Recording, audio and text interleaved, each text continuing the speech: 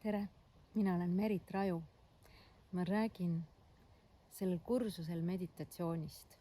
Miks seda teha, kuidas seda teha, millised on kõige lihtsamad viisid ja mida see üldse annab. 2009 aastal ma hakkasin õppima Kundalini jooga õpetajaks.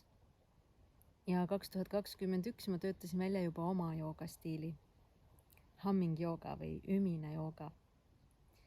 Ja selles mõttes 2009 aastast ma teadlikult mediteerin ja Kundalini joogas on väga-väga palju meditatsioone ja ma jõuan rääkida nendest erinevatest meditatsioonidest ja millal millist teha selle kursuse jooksul. Mis see mulle on andnud, ma arvan, et see maandab mind väga hästi. Ma ei ole reaktiivne, ma suudan emotsioone paremini märgata ja töödelda endas. See on mulle õpetanud sellistes seisundites käima, mis on nagu parema ajupoolkera seisundid ehk siis loovus, intuitsioon. Mul on hea ühendus iseendaga ja tänu sellele siis ka teistega. Ma arvan, et tänu sellele taustale sain ma ka kokku oma abikaasaga. Ja meil ongi praegu kord nädalas selline ekraanivaba päev, kus siis me olemegi põhiliselt meditatiivses seisundis.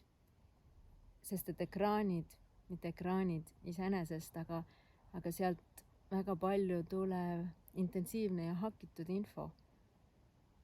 Ja selle alustamine juba hommikul, et seda tarbida, see hakib väga palju ka meie ajus seda keskendumisvõimet. Ja ma arvan, et seetõttu on ka minu keskendumisvõime hästi hea, et ma olen nii palju mediteerinud ja tänu sellele pikale mediteerimise taustale ma lähen sellesse intuitiivsesse parema ajupoolkera täieliku kohalolu seisundisse kiiremini. Nagu tunnen, et alla minuti, et kui ma istun nagu sellesse meditatsiooni asendisse, siis ma juba põhimõtteliselt olen seal, et mul tekib näole see spetsiifiline naeratus, mis tekib mediteerides näole. Ja Indias ma olen käinud 2 korda. Ja ma mäletan ühte korda, kui ma käisin Põhja-Indias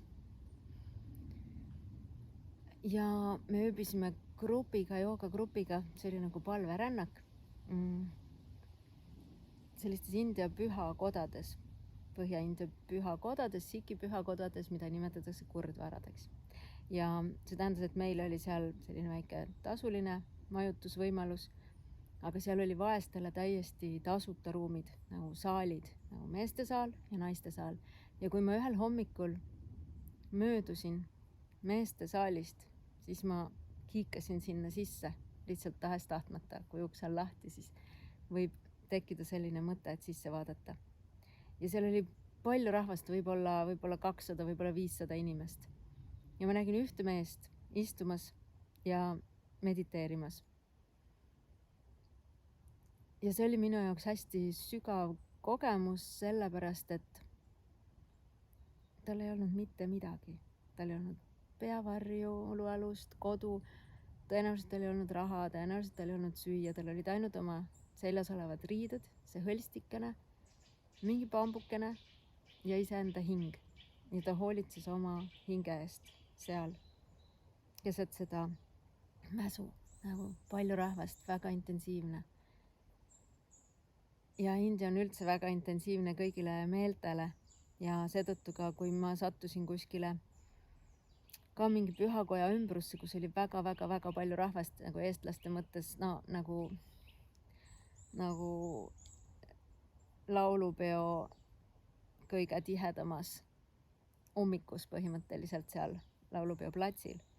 Et selline moment tekkis, kus ma tundsin, et nagu nii palju inimesi minu ümber, et ma ei saa siin olla, mul tekib klaustrofoobia.